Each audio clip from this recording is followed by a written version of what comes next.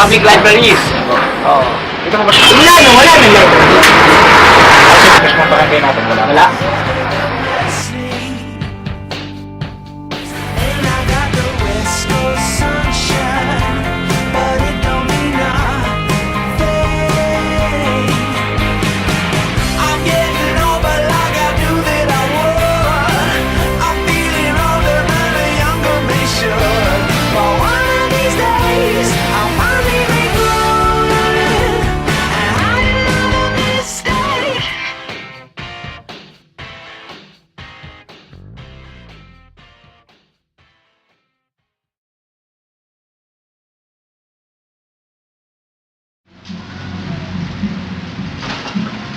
Silence in the libraries is the universal rule that applies to all libraries because it is a place of studying. It is also a place that contains the world within words and pages. It is an important source of information for students, scholars, academics, and all other people with a thirst for knowledge. It can be noticed that in the Philippines, the abundance of basketball courts in each barangay or community far overlaps that of libraries. Most libraries that are known belong to schools, and even most of these are private institutions.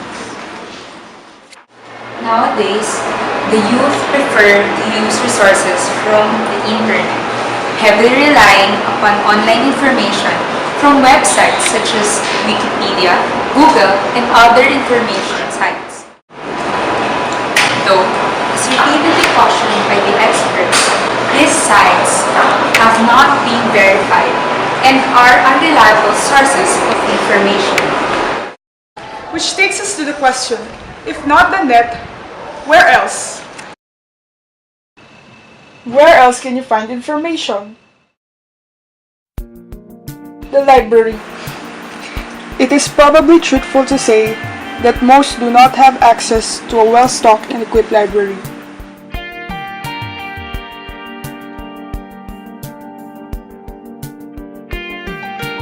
With the many questions that this situation poses, we ask this. Are public libraries priorities of the government? Is there really a shortage of public libraries? And if there is, what can we do to remedy the situation?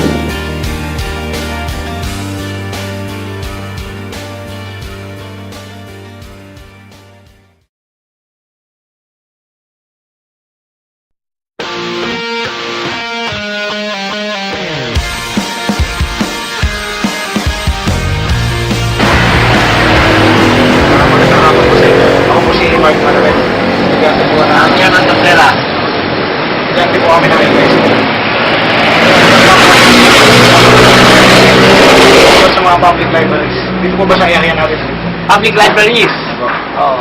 Dito po ba sa area natin may mga public libraries? Oh, nandun lang sa may papuntang SM, Pugoso. Yun lang ang merong public library dito. Eh, dito po sa mismong barangay natin wala. Wala.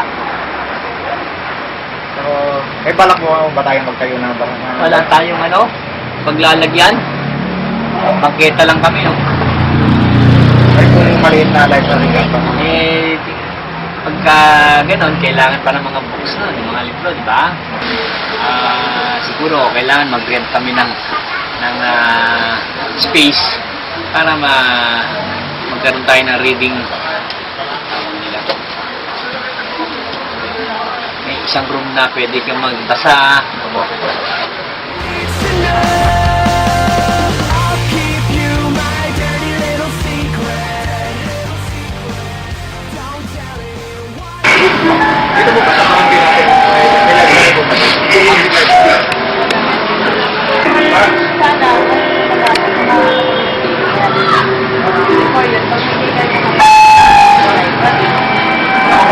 Ano sa palagay niyo mas mahalaga sa barangay? Yung library ang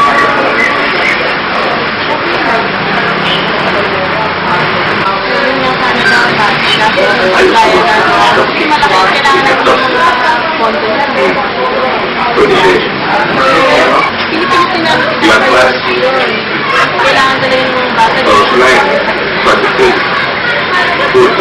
Kailangan eh. Lalo pa na. Depende sa isa lang yung sabi na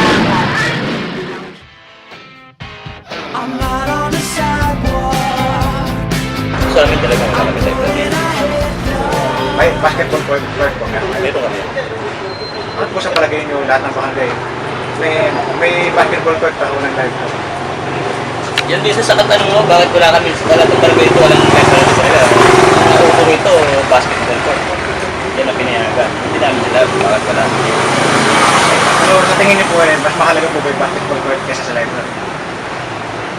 Sa akin, sa akin pananaw, mas mahalaga ang library sa akin. Ang basketball court naman kasi, kaya naman nauso yan para sa mga kabataan. Para may iba sa pagkakuha ng bisyo. Kaya mas pinayagan ka pa. Saan niyo po bala kumunta ng mga dito sa ating kakayo ng library? Sa rin yung sikat na siguro namin. Bakit walang library dito sa barangay?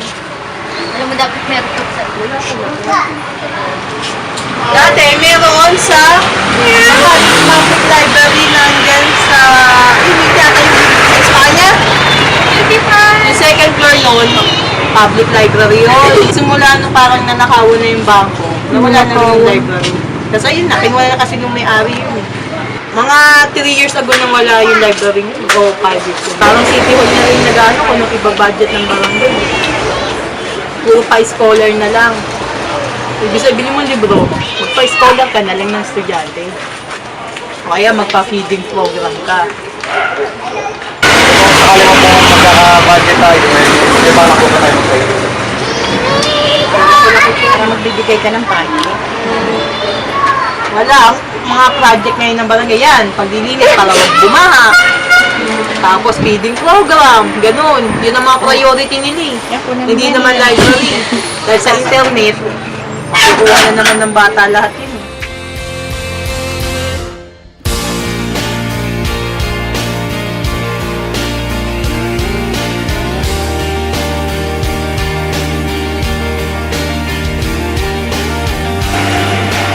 Yan, good morning po.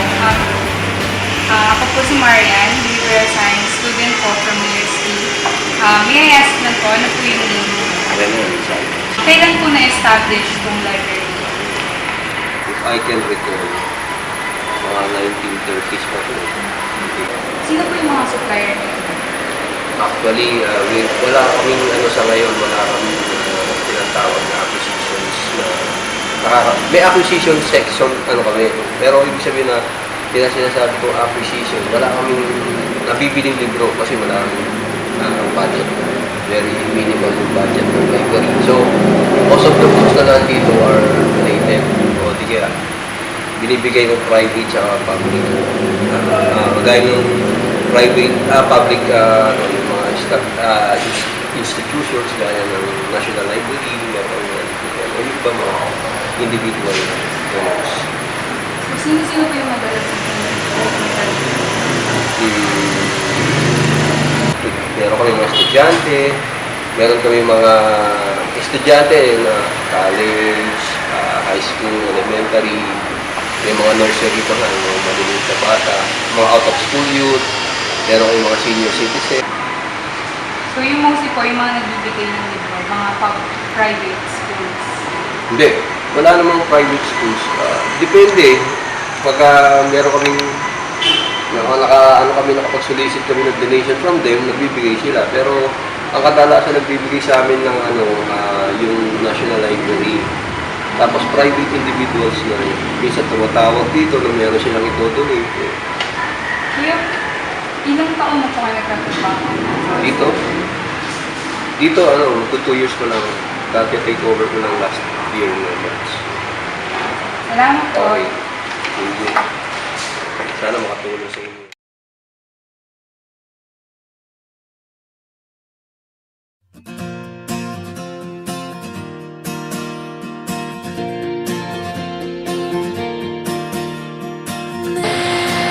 There really are public libraries, but the responsibility of having one is divided among districts and not by barangay as we have initially assumed.